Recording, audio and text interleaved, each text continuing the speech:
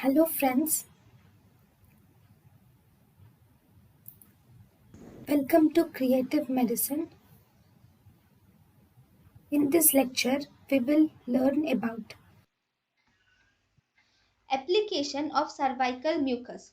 Cervical mucus method or Billings method of natural family planning. So this is used. Cervical mucus is used in cervical mucus method or Billings method of natural family planning. It is used to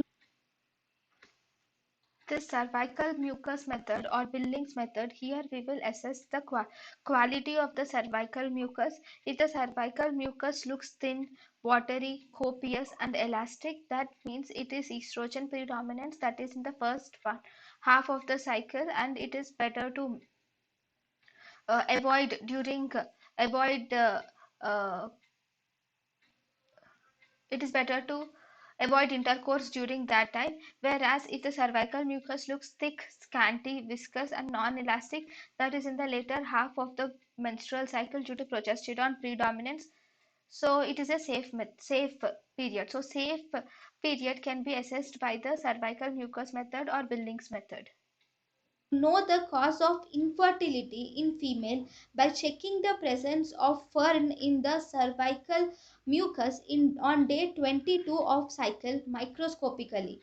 Any oral contraceptive pills that has progesterone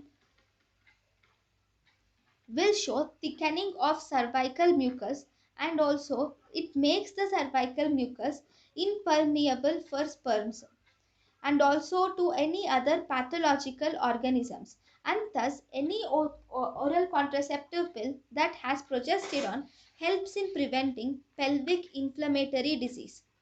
Senile vaginitis.